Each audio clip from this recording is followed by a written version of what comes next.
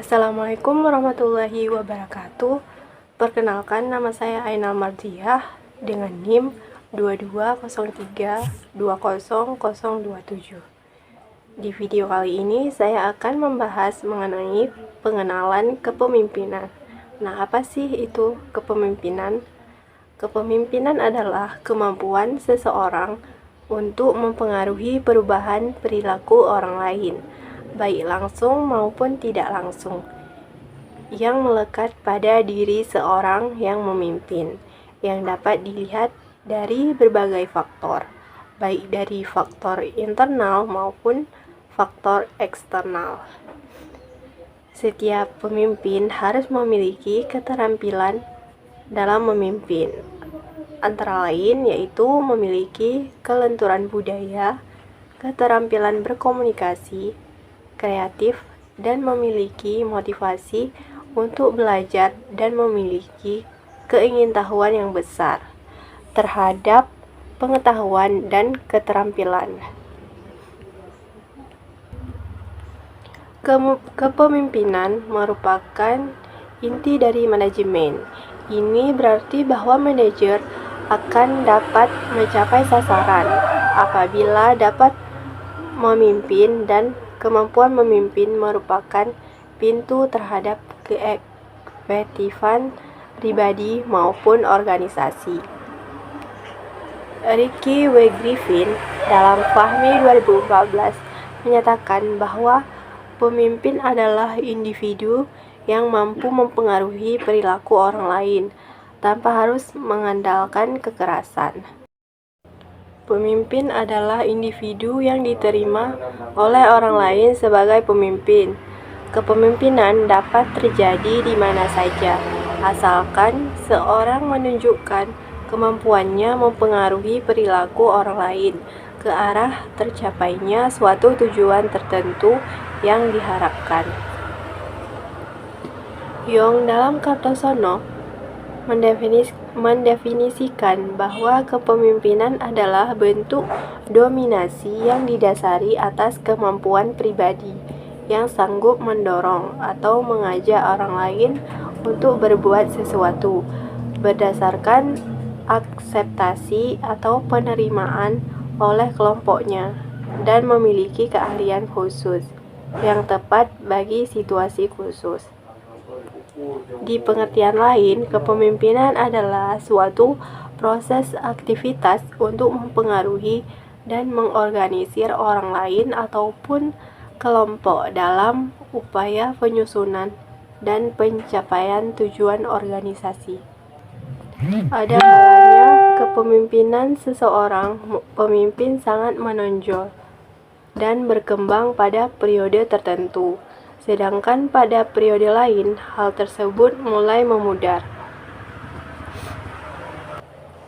Menurut Kartono, konsep mengenai kepemimpinan harus dikaitkan dengan 3 hal penting, yaitu yang pertama, kekuasaan.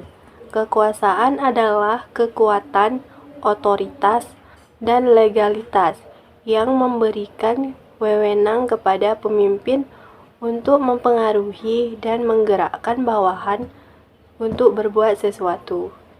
Yang kedua, kewibawaan. Kewibawaan adalah kelebihan, keunggulan, keutamaan, sehingga orang mampu mengatur orang lain, sehingga orang tersebut patuh pada pemimpin dan bersedia melakukan sesuatu perbuatan tertentu. Yang ketiga ada kemampuan. Kemampuan adalah segala daya, kesanggupan, kekuatan, dan kecakapan keterampilan teknis maupun sosial yang dianggap melebihi dari kemampuan anggota biasa.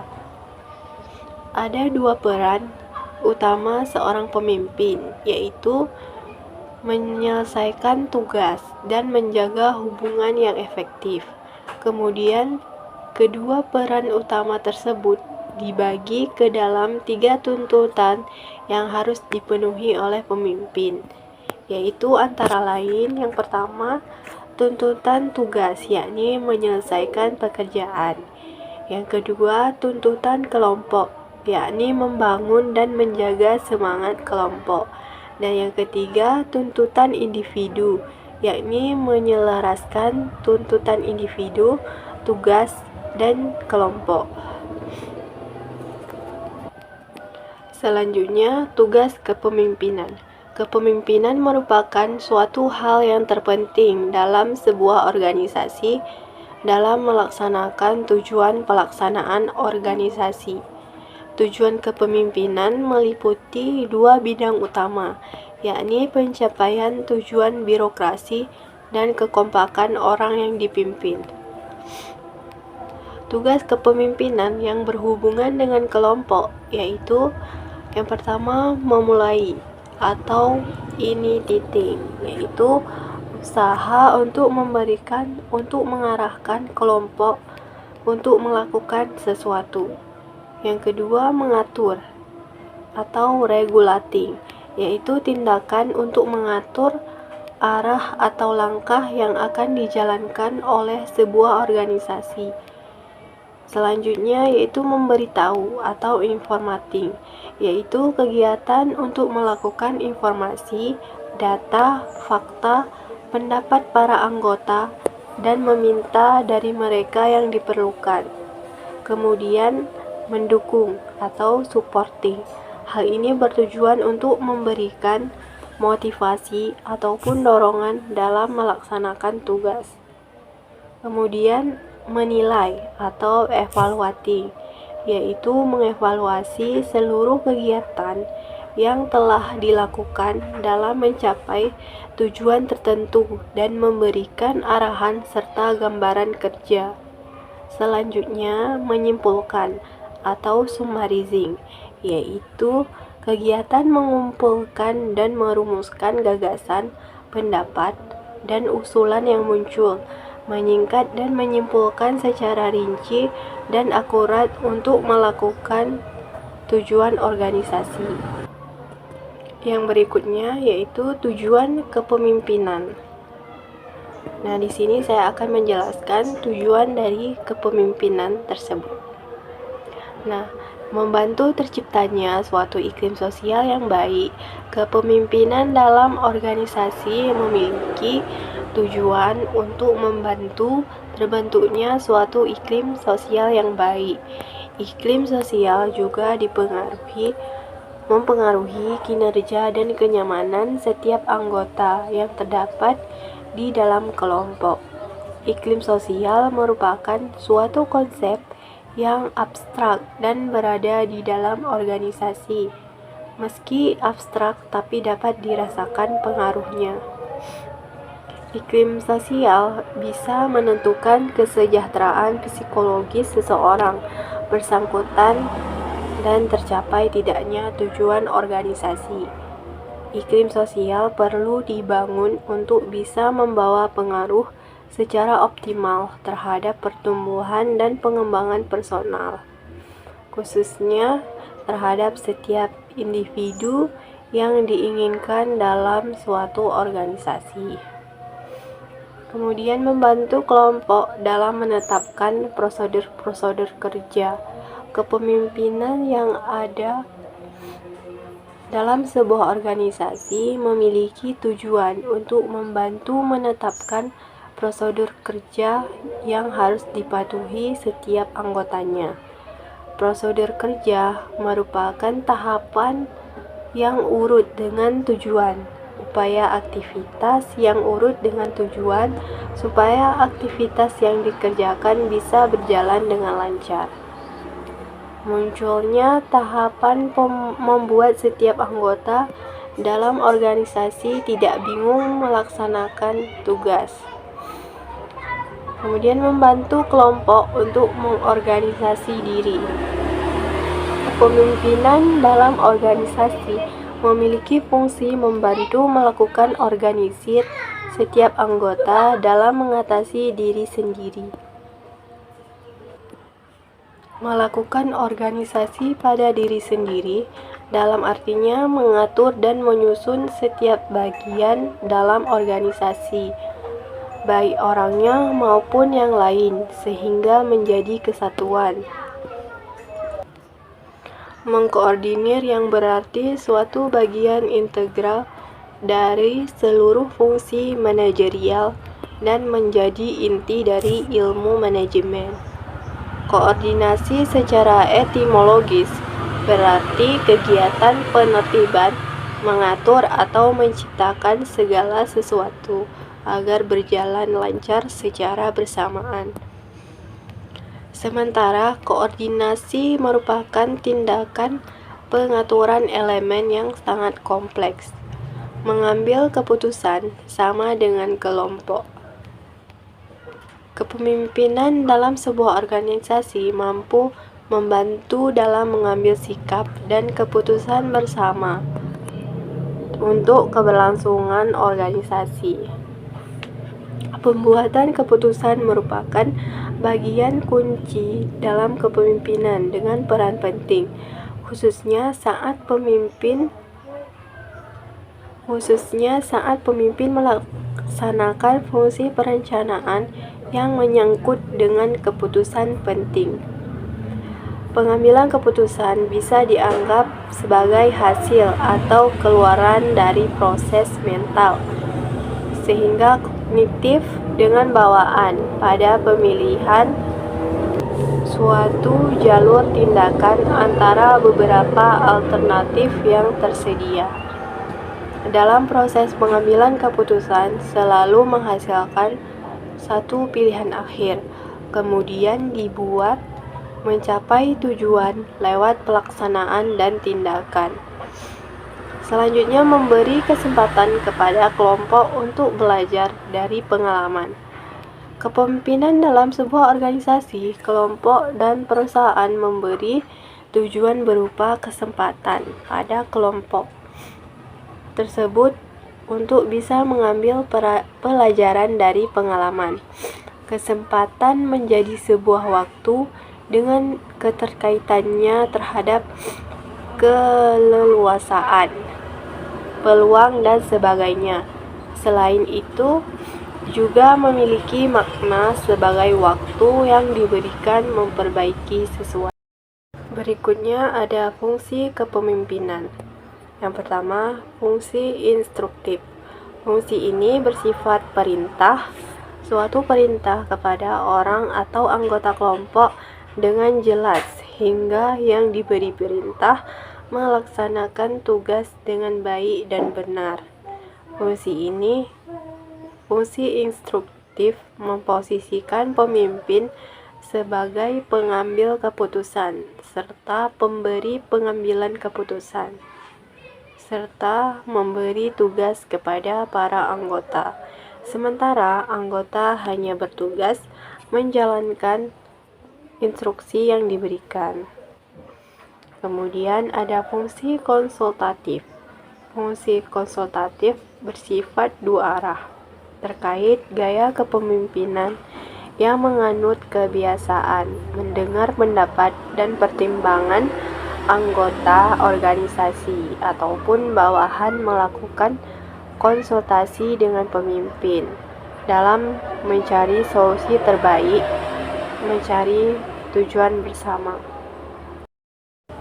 Selanjutnya ada fungsi partisipasi dalam pengambilan dan keikutsertaan.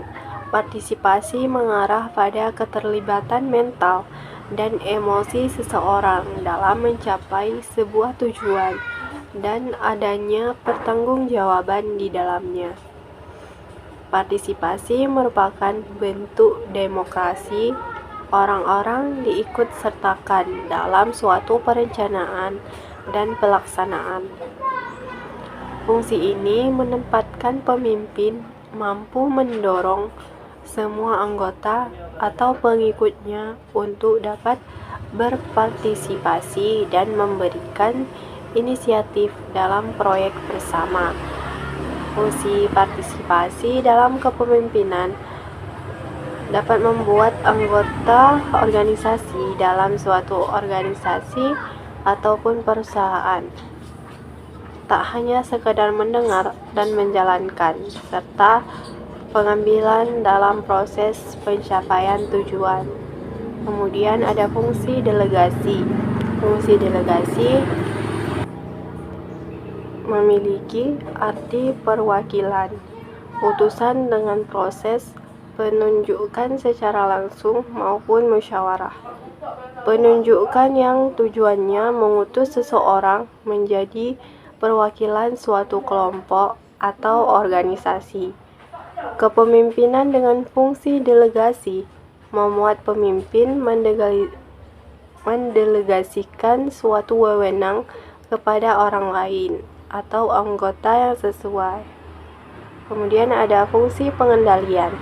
Fungsi pengendalian para anggota suatu proses pengaturan berbagai faktor dalam suatu organisasi atau perusahaan.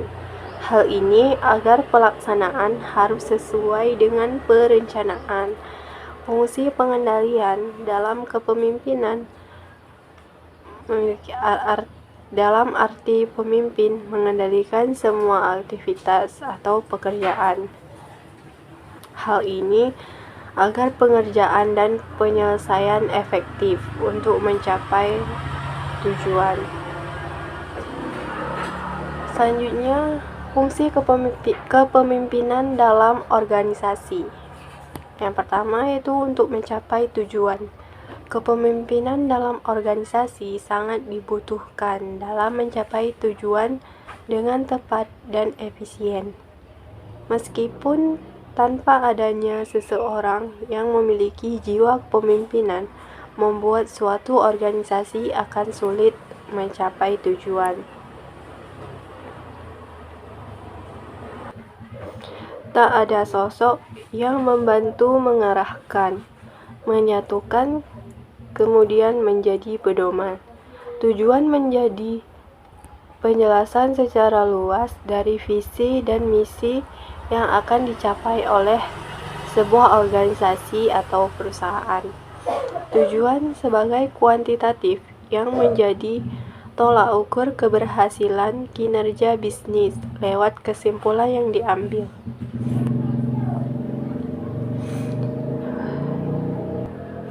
Kemudian fungsi kepemimpinan yaitu untuk memotivasi orang lain. Tujuan kepemimpinan untuk memberi motivasi kepada orang lain, bisa pada anggota untuk dapat melakukan hal baik dan membuat maksimal kemampuan dalam diri. Kemudian selanjutnya ada implikasi kepemimpinan. Ada beberapa implikasi penting terkait definisi kepemimpinan di atas, yaitu yang pertama ada kepemimpinan menyangkut orang lain, bawahan atau pengikut. Ketersediaan mereka untuk menerima pengarahan dari pemimpin. Para anggota kelompok membantu menentukan status atau kedudukan pemimpin dan membuat proses kepemimpinan dapat berjalan. Tanpa bawahan, semua kualitas kepemimpinan seorang manajer akan menjadi tidak relevan.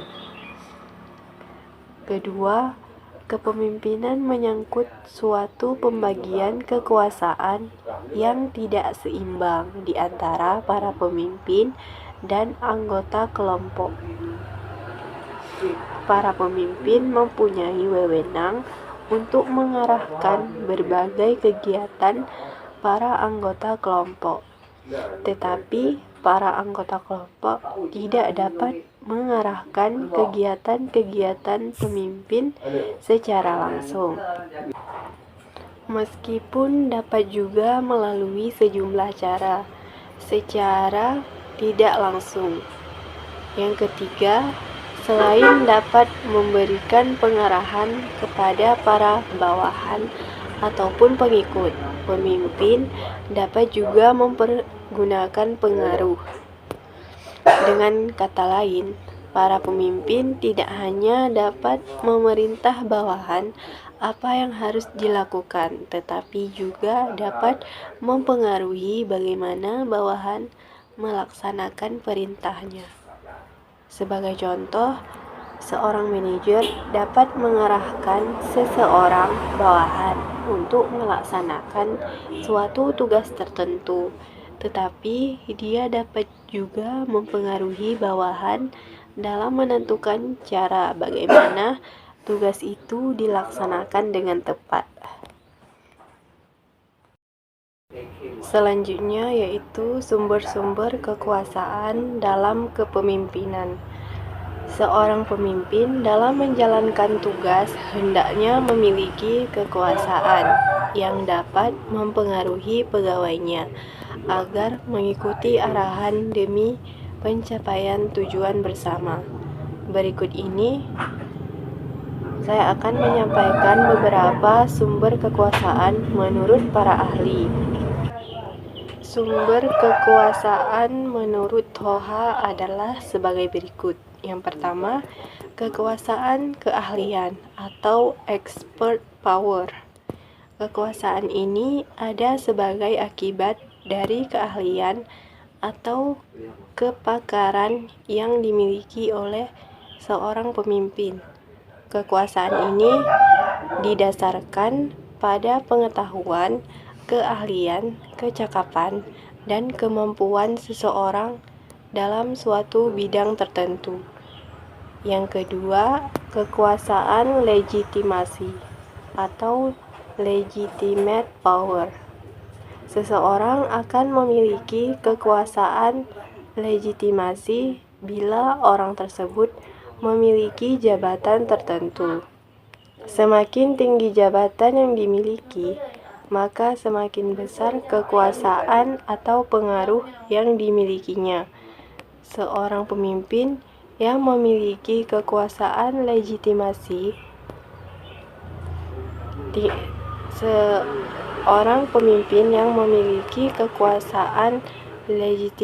tinggi akan cenderung untuk mempengaruhi orang lain karena dia merasakan memiliki hak atau wewenang yang diperoleh dari jabatan dalam suatu organisasi.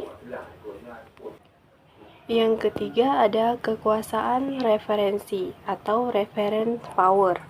Kekuasaan referensi adalah kekuasaan yang dimiliki oleh pemimpin karena pemimpin tersebut memiliki karisma atau kepribadian yang menarik.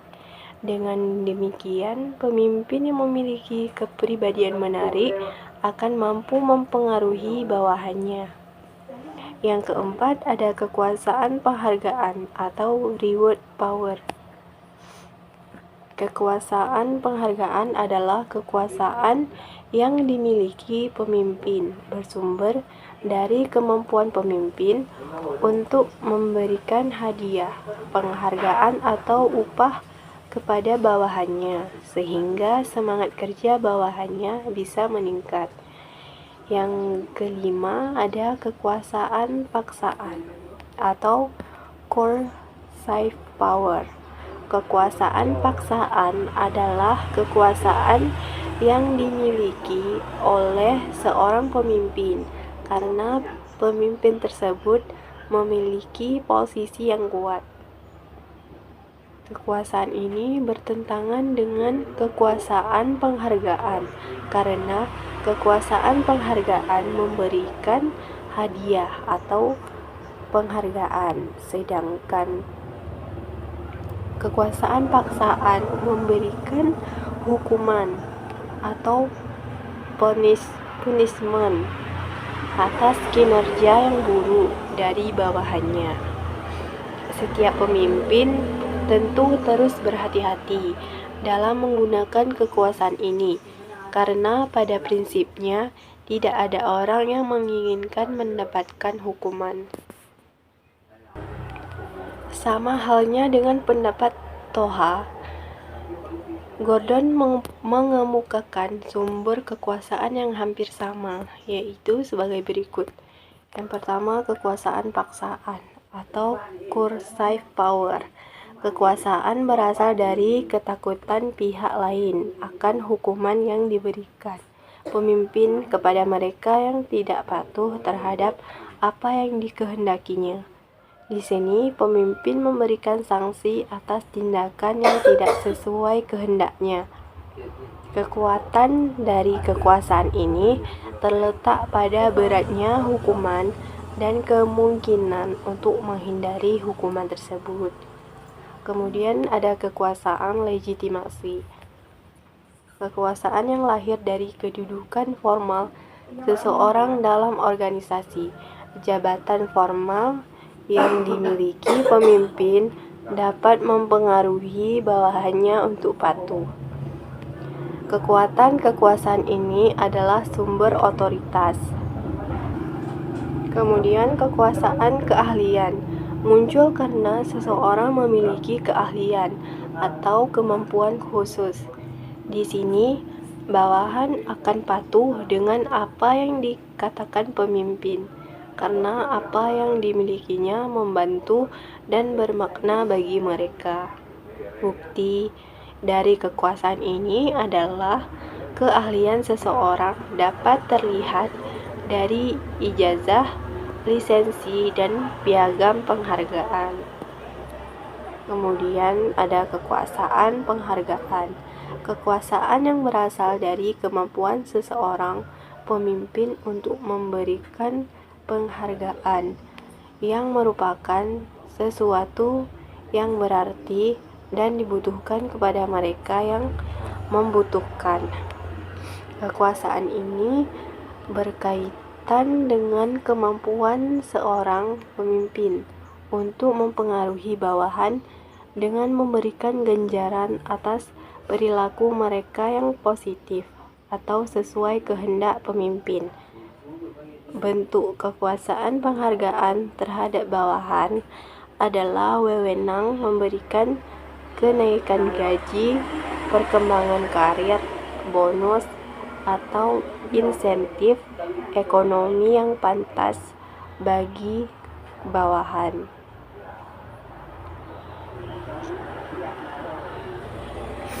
Kemudian kekuasaan referensi diperoleh dari keinginan orang lain untuk menyenangkan seorang agen yang kepadanya mereka memiliki perasaan kasih, penghormatan, dan kesetiaan yang kuat. Kekuasaan ini lahir karena seseorang memiliki daya tarik atau karisma tertentu. Dengan kata lain, pimpinan mempengaruhi perilaku bawahan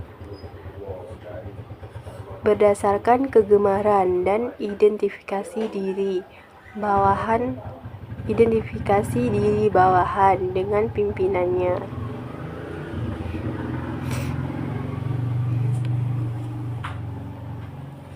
Sumber kekuasaan ini adalah kepribadian dan kecerdasan interpersonal yang luar biasa dimiliki seorang individu. Kekuasaan informasi memiliki akses atas informasi yang relevan penting. Kekuasaan seseorang tidak hanya disediakan oleh posisi orang yang bersangkutan, tetapi juga oleh penguasaan orang yang bersangkutan atas informasi yang relevan. Kemudian ada kekuasaan hubungan atau connection power. Kekuasaan yang diperoleh seseorang berdasarkan hubungan kekerabatan atau relasi. Kemudian menurut Wirawan, sumber kekuasaan terdiri dari yang pertama, kekayaan, yang dimana kekayaan dapat berupa uang, emas, tanah, dan barang-barang berharga. Orang yang memiliki kekayaan dalam jumlah besar, setidak-tidaknya secara potensial, akan memiliki kekuasaan. Misalnya, seorang tuan tanah mempunyai lahan perkebunan yang luas, dan tuan tanah tersebut secara langsung memiliki kekuasaan atas pekerja-pekerja di tanah tersebut. Yang kedua, sarana paksaan fisik merupakan sumber kekuasaan yang lebih bersifat memaksa sehingga membuat orang lain dapat mengikuti apa yang dikehendaki. Misal, seorang preman di pasar untuk mempengaruhi pola perilaku orang lain. Preman tersebut menggunakan senjata sebagai ancaman, dan dalam hal ini secara tidak langsung dapat kita lihat bahwa preman tersebut dapat mempengaruhi pola perilaku orang lain dengan ancaman senjata yang dimiliki. Yang ketiga, keahlian merupakan sumber kekuasaan yang muncul dari penilaian orang lain, bahwa pemberi pengaruh mempunyai pengetahuan khusus yang tidak dimiliki orang lain. Misal, seorang dokter sebagai kepala rumah sakit. Dalam hal ini, penempatan kekuasaannya berdasarkan keahliannya. Yang keempat, kedudukan. Kedudukan merupakan sumber kekuasaan yang timbul karena adanya pengakuan sehingga secara sah dapat mempengaruhi perilaku orang lain. Misalnya, seorang kepala sekolah terhadap guru-gurunya. Yang kelima, agama. Agama merupakan sumber kekuasaan yang didapat melalui keyakinan bahwa individu itu, ulama atau pendeta, harus wajib diperhitungkan dari proses pembuatan suatu keputusan, sehingga dalam hal ini individu tersebut, ulama, mempunyai kekuasaan terhadap orang lain atau umatnya. Dari penjabaran tentang sumber kekuasaan yang tadi, maka dapat disimpulkan sumber kekuasaan diibaratkan seperti suplemen yang ditambahkan di dalam tubuh manusia, yang digunakan untuk menguatkan kemampuan dalam mempengaruhi orang lain. Dalam hal hubungan kekuasaan selalu ada pihak yang lebih kuat dari pihak lain. Jadi selalu ada hubungan tidak seimbang, dan akibatnya ketidakseimbangan itu sering menimbulkan ketergantungan, dan lebih timpang hubungan ini maka lebih besar pula. Selanjutnya yaitu tipe-tipe kepemimpinan. Yang dimaksud dengan tipe dalam hal ini ialah sikap kerja pemimpin. Sikap kerjasama dengan sendirinya merupakan suatu kebiasaan dalam cara-cara bersikap dan bertindak dari segi munculnya. Yang pertama, tipe kepemimpinan ditinjau dari segi munculnya. Yang pertama itu ada official leadership. Official leadership atau kepemimpinan resmi disebut juga status leadership atau formal leadership. Kepemimpinan itu muncul karena ditunjuk atau diangkat oleh kekuasaan yang berada di luar kelompok. Pemimpin yang termasuk dalam kategori ini ialah kepala sekolah, kepala kantor, Dikbud, dan sebagainya. Yang kedua, emerging leadership. Apabila kepala sekolah diangkat oleh atasan di luar kelompok di mana ia bekerja, maka kepala desa dipilih oleh orang-orang yang dipimpinnya melalui suatu pemilihan. Orang-orang yang memilih berdasarkan keyakinannya bahwa calon yang dipilihnya memiliki kemampuan yang menonjol. Kepemimpinan yang muncul dengan cara yang demikian kita sebut emerging leadership. Jadi, emerging leadership adalah pemimpin yang diangkat atau dipilih kelompoknya karena memiliki kelebihan tertentu dibandingkan dengan anggota kelompok lain. Yang kedua, tipe kepemimpinan ditinjau dari segi cara melaksanakan kegiatan. Yang pertama itu ada tipe kepemimpinan autokratis. Pengertian terminologis menunjukkan bahwa tipe ini sangat mengutamakan kekuasaan jabatan yang diwarnai dengan ambisi dan penonjolan pribadi. Ciri-ciri utama dari tipe ini antara lain adalah mengutamakan kekuasaan, selalu memberikan perintah atau instruksi tanpa penjelasan, selalu mengambil keputusan sendiri tanpa mempertimbangkan pendapat kelompok, menilai sesuatu berdasarkan ukurannya sendiri, dan sebagainya. Kemudian tipe kepemimpinan demokratis.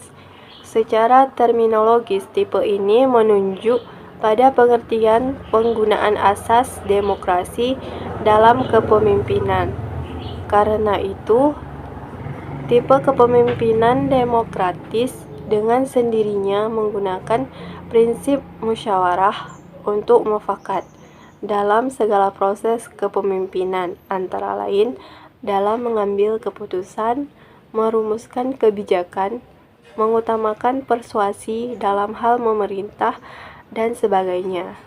Kemudian ada tipe kepemimpinan laissez-faire. Tipe kepemimpinan ini sering kurang diakui karena tidak ada peranannya yang positif.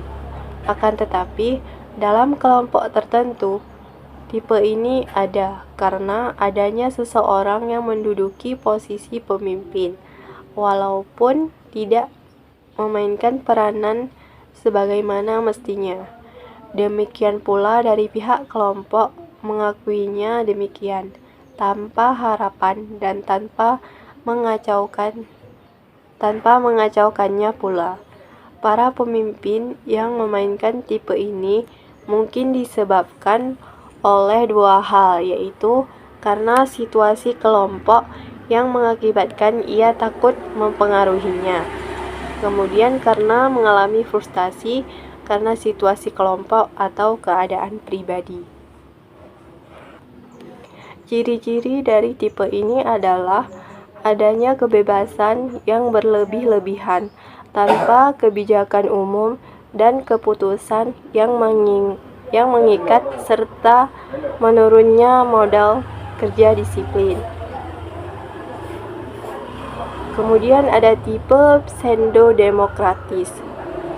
Tipe ini sering disebut juga tipe manipulasi demokrasi. Tipe ini disebut tipe antara karena bentuknya dan cara-caranya demokratis, tapi isi dan keputusannya otokratis. Dengan tipe-tipe ini, segala konsep mengenai kebijakan-kebijakan, keputusan-keputusan, prosedur, dan tata kerja, rencana-rencana, dan lain-lain, semuanya disiapkan oleh pemimpin. Sedangkan pendapat atau usul dan saran-saran dari bawahan yang diminta hanya merupakan suatu dukungan dalam segala hal, atau mungkin pula karena sikap mental anggota-anggota staf yang selalu berorientasi secara vertikal. Ciri-ciri utama dari tipe ini ialah adanya gejala biasiness di kalangan pemimpin, sering mengeluh kurang waktu dan kelihatan sibuk tanpa hasil-hasil kerja yang nyata dan produktif. Di satu pihak, anggota-anggota kelompok hanya bersikap menunggu perintah dengan sikap ketaatan semu tanpa inisiatif dan daya kreasi. Perlu dicatat bahwa keempat tipe kepemimpinan tersebut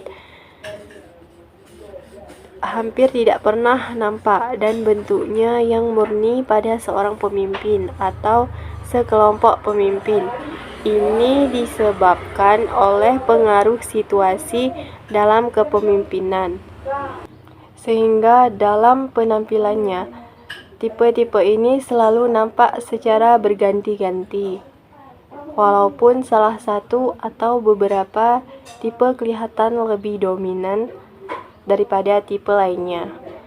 Di samping itu, patut pula diingat bahwa masing-masing tipe tersebut mempunyai kelemahan-kelemahan pula. di samping keuntungan-keuntungannya.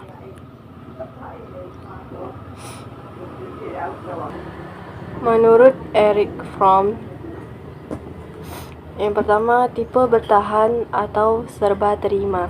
Tipe pemimpinan ini selalu ia pada setiap usul dan saran atau tetap bertahan pada pendapatnya.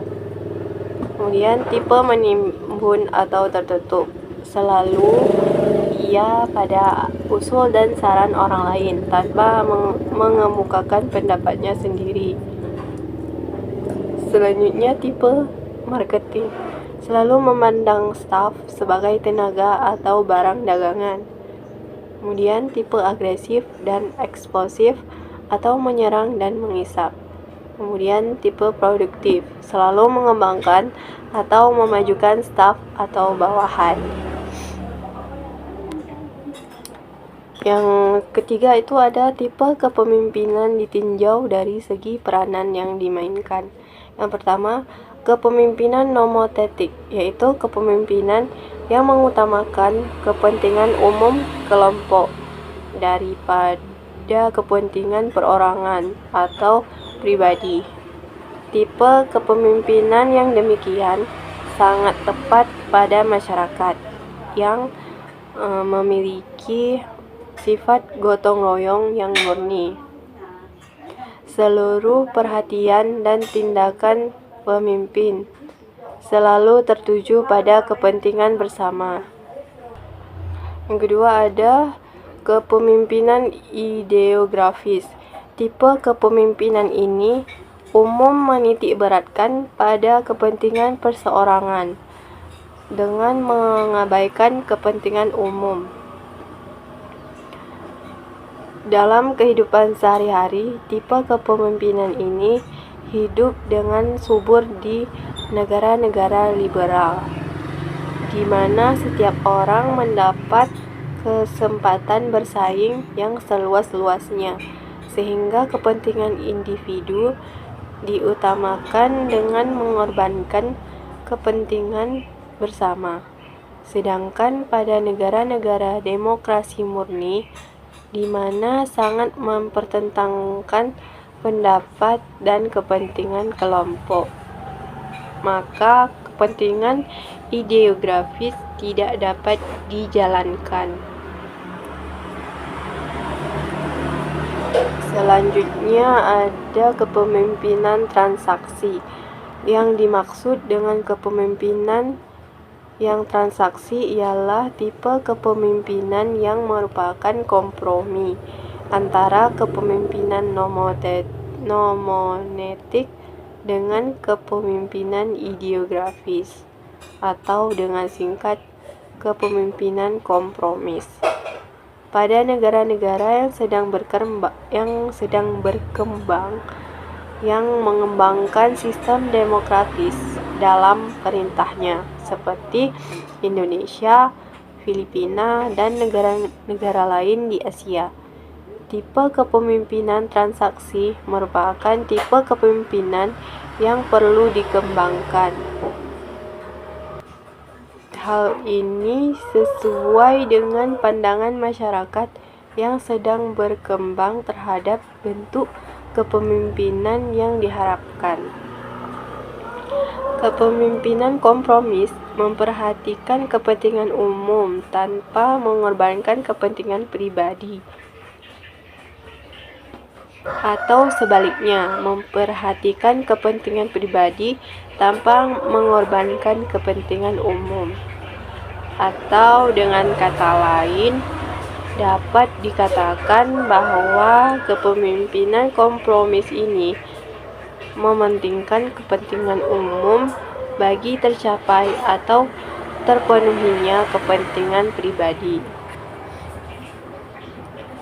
Dengan demikian, tidak tanpa arti mengembangkan dan memajukan pula kepemimpinan transaksi pada negara-negara yang sedang berkembang, sehingga pada akhirnya mereka menemukan dan merumuskan pola kepemimpinan yang ideal diharapkan. Seorang pemimpin harus memiliki soft skill yang akan mendukung mereka untuk melakukan pekerjaan mereka dalam memimpin sebuah tim. Lalu, apa saja soft skill yang harus dimiliki oleh seorang pemimpin? Nah, yang pertama ada skill komunikasi. Skill pertama yang wajib dimiliki oleh seorang pemimpin adalah skill komunikasi. Soft skill ini merupakan soft skill yang wajib dimiliki karena sebagai pemimpin kita akan bicara dengan banyak orang. Bukan hanya bicara, tapi berkomunikasi dan memahami apa yang dibicarakan oleh lawan dengan cepat. Seorang pemimpin tidak hanya akan berkomunikasi dengan anggota timnya, tapi juga dengan pihak lainnya. Yang kedua, skill mengambil keputusan. Soft skill lain yang harus dimiliki oleh seorang pemimpin adalah skill mengambil keputusan. Seorang yang bekerja dengan seorang pemimpin akan dihadapkan pada banyak masalah. Masalah ini bukan hanya dari pekerjaan, tapi juga masalah yang berhubungan dengan anggota tim, baik secara personal dalam perusahaan. Sangat penting bagi pemimpin untuk bisa mengambil keputusan mengenai hal apapun yang berhubungan dengan anggota tim dan pekerjaannya. Mengambil keputusan bukan hal yang mudah, karena keputusan ini bisa melukai orang lain jika tidak diputuskan dengan baik. Oleh karena itu, ada banyak sekali risiko yang perlu diperhatikan sebagai seorang pemimpin. Yang ketiga ada skill manajemen. Seorang pemimpin juga harus memiliki kemampuan untuk memanage anggota timnya. Tiap orang dalam sebuah tim memiliki karakter dan skill yang berbeda-beda. Hal inilah yang membuat seorang pemimpin harus memiliki skill manajemen yang baik. Pemimpin harus bisa mengalokasikan pekerjaan dengan adil dan sesuai dengan kemampuan, sehingga anggota tim.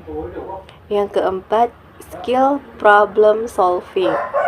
Masalah dalam tim adalah salah satu yang sangat umum, dan pemimpin adalah pihak yang paling bertanggung jawab dengan masalah dan penyelesaiannya. Seperti yang sudah disebutkan sebelumnya, masalah yang dihadapi oleh tim bukan hanya masalah yang berhubungan dengan pekerjaan, tapi juga masalah yang berhubungan dengan masing-masing personal dalam mengerjakan pekerjaan mereka.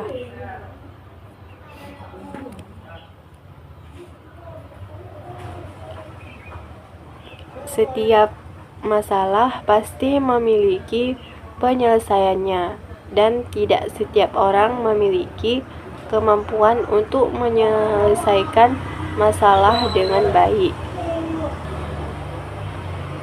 Akan ada banyak ide dan masukan dari tim yang akan membantu menyelesaikan, tetapi keputusan terakhir ada pada pemimpin. Pemimpin yang akan memutuskan mana solusi yang paling baik. Hal ini tidak hanya membutuhkan keberanian, tetapi juga membutuhkan kemampuan berpikir yang tinggi agar keputusan yang diambil memiliki risiko yang paling minim. Yang terakhir yaitu rasa empati. Selanjutnya, seorang pemimpin yang baik harus memiliki empati. Pemimpin tanpa empati hanya akan menguntungkan dirinya sendiri dan mungkin perusahaan. Hal ini sangat buruk karena dapat membuat diri dan perusahaan kehilangan loyalitas dari konsumen. Oleh karena itu, sangat penting untuk melatih sifat empati untuk membuat konsumen dan perusahaan puas.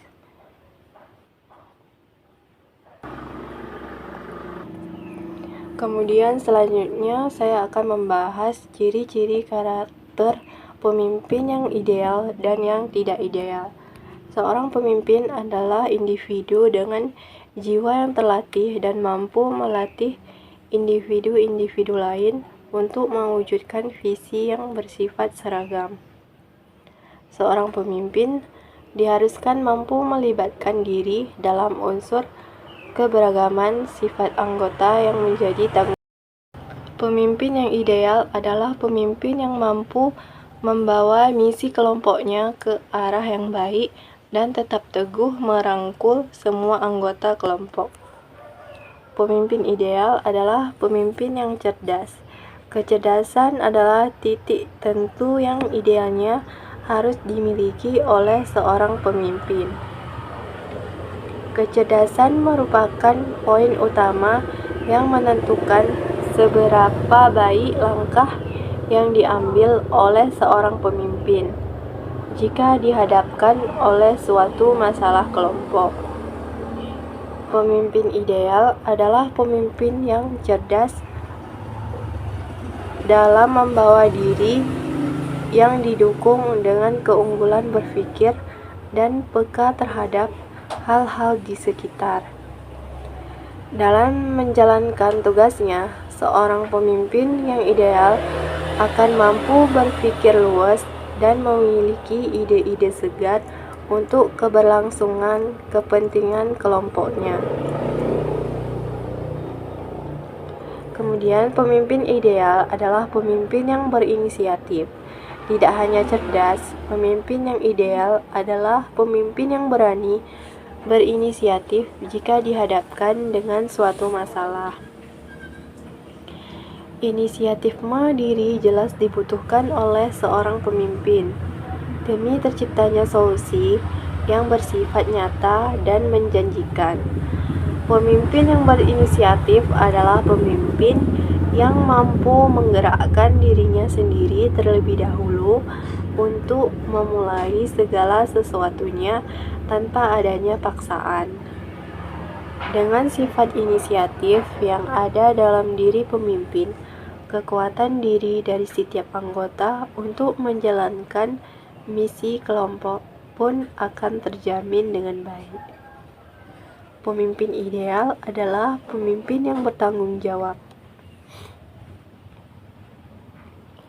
Bertanggung jawab berarti berani untuk menanggung efek dari segala keputusan yang timbul akibat tindakan yang telah dilaksanakan.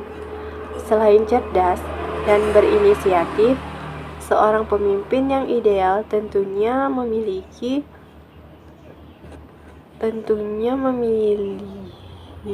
sifat bertanggung jawab.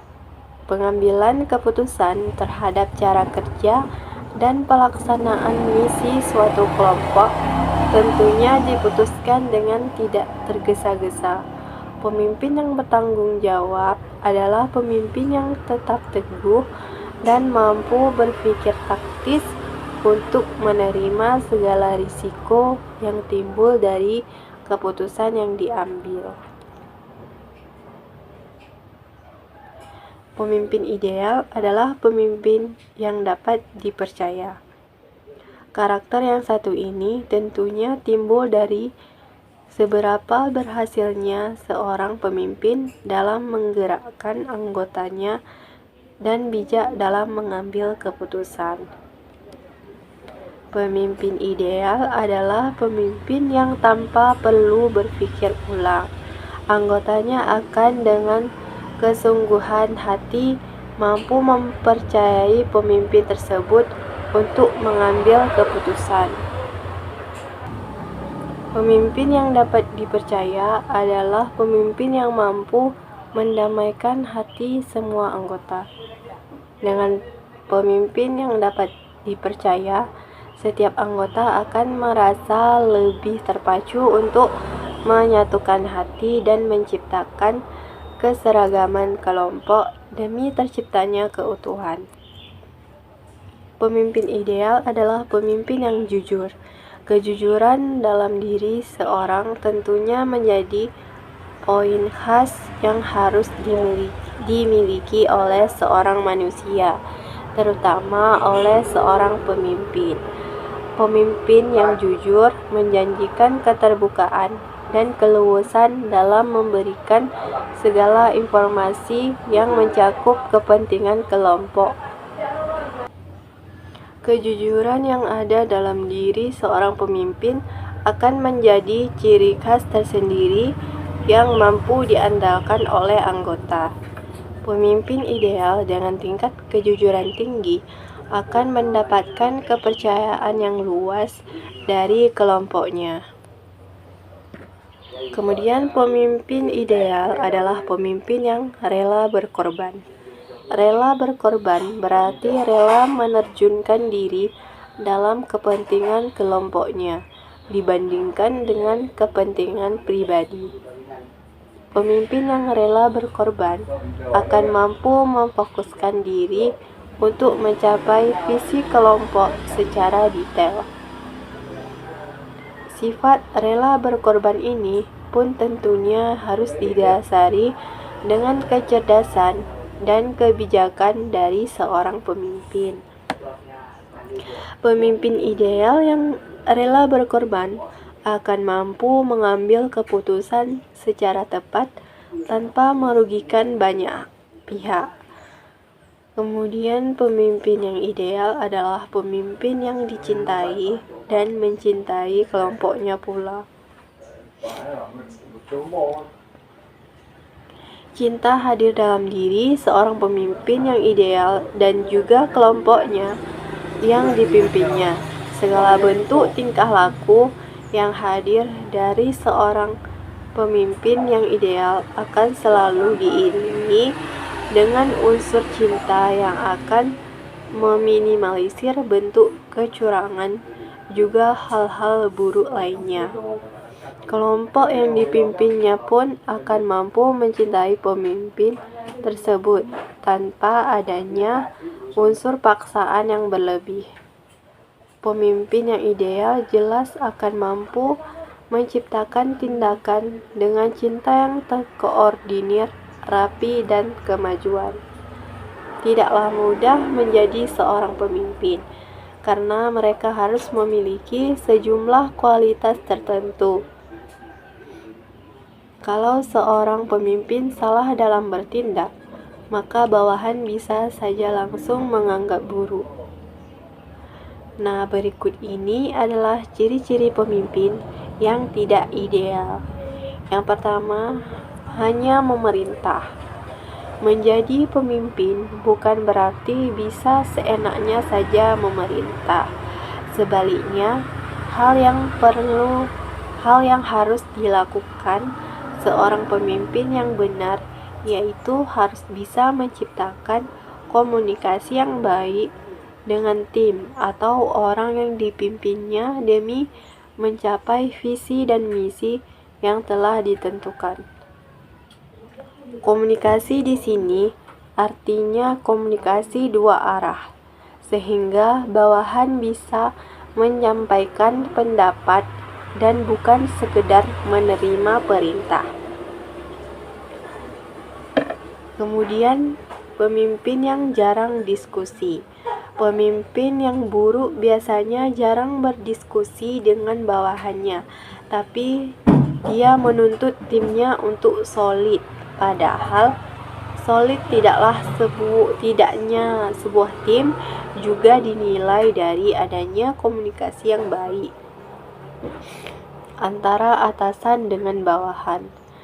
Dengan berdiskusi, pemimpin pun bisa tahu jika ada masalah di antara orang yang dipimpinnya. Kemudian, tidak memberikan kepercayaan.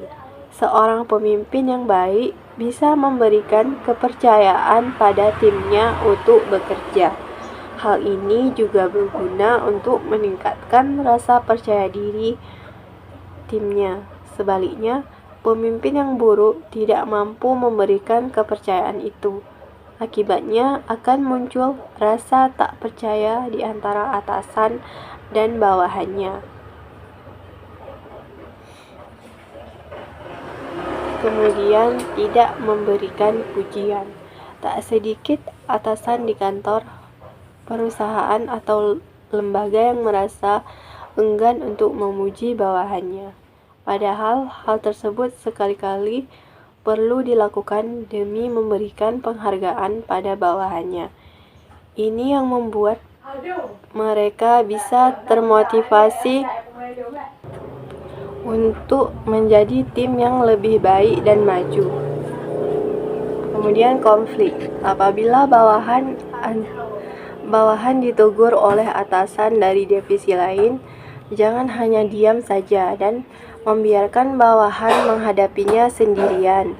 Pemimpin yang baik akan berusaha untuk memberi dukungan pada timnya, bukan malah ikut menyalah-nyalahkan juga.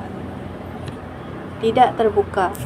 Hubungan baik dengan divisi yang berbeda perlu dibina dalam perusahaan atau lembaga. Jika Anda merupakan pemimpin yang kerap tertutup dan tidak membeberkan kehebatan kerja tim Anda, itu menandakan bahwa Anda bukan termasuk pemimpin yang baik.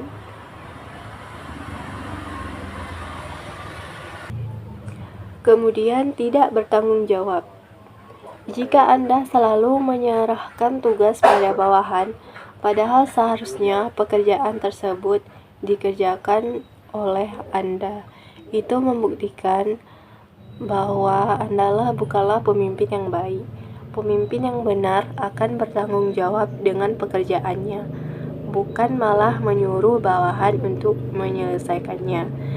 Menyelaraskan organisasi sesuai dengan visi yang jelas dan dapat dicapai. Ini tidak bisa terjadi ketika orang buta menuntun orang buta, yang artinya pemimpin yang tidak mempunyai visi menuntun anggota dalam tim yang juga tidak memiliki tujuan dan arah. Kemudian ketika pemimpin gagal memimpin dirinya sendiri, seorang pemimpin yang memiliki karakter atau integritas tidak akan bertahan dalam ujian waktu, tidak peduli seberapa cerdas, ramah, dan persuasif seseorang. Jika mereka rentan terhadap rasionalisasi perilaku yang tidak etis berdasarkan kebutuhan saat ini ataupun masa depan, mereka akhirnya akan menjadi mangsa kehancuran mereka sendiri. Optik atas etika bukanlah formula untuk sukses. Terlalu mengandalkan pengalaman masa lalu.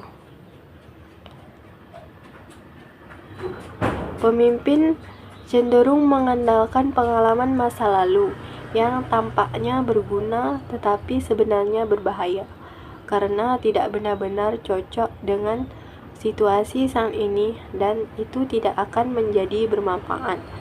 Pemimpin harus memperhatikan kondisi kerja, rekan kerja, sumber daya, dan bagaimana menciptakan momentum di lingkungan yang baru. Terlibat politik kantor. Motivasi politik membuat orang sulit membuat keputusan secara objektif dan fokus pada mengelola tanggung jawab. Pemimpin yang terperangkap dalam politik kantor kehilangan identitas mereka dan terjebak dalam agenda dan motivasi orang lain. Selanjutnya, tak punya tujuan kerja. Bila Anda tidak tahu apa yang Anda perjuangkan, maka akan sulit membuat keputusan yang baik. Kejelasan tujuan memungkinkan Anda untuk membuat keputusan yang benar dan konsisten sesuai dengan misi. Ketika tujuan terganggu, maka akan kehilangan hubungan dengan naluri dan mulai membuat keputusan tanpa dependensi yang tepat dan sumber daya. Kemudian pemimpin yang tidak ideal yaitu menyalahgunakan sumber daya.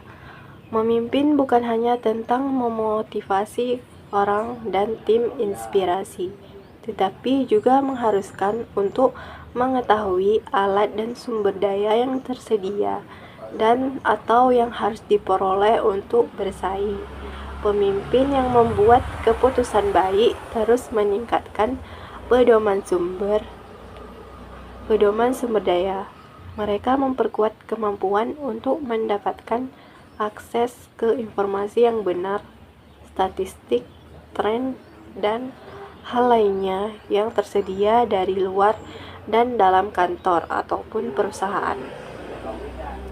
Mereka tahu kapan harus melibatkan semua sumber daya itu dalam rangka membuat keputusan tepat yang berdampak positif bagi perusahaan atau bagi masa yang akan datang. Dan yang terakhir yaitu tidak melihat peluang. Pemimpin tidak mengerti dengan visi yang disebut wide angle, melihat peluang dari segala arah. Visi ini membuat pemimpin ahli dalam mengantisipasi krisis dan mengelola perubahan jika keadaan memburuk. Ini juga dapat memperluas pengamatan dan memungkinkan mereka melihat sekitar, di dalam dan luar perusahaan, sehingga keputusan-keputusan yang dibuat pun tepat.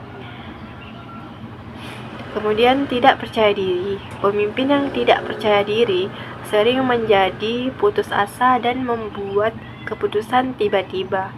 Mereka tidak memikirkan konsekuensi saat membuat keputusan. Dan itulah tadi materi mengenai pengenalan kepemimpinan. Cukup sekian dari saya akhiri. Assalamualaikum warahmatullahi wabarakatuh.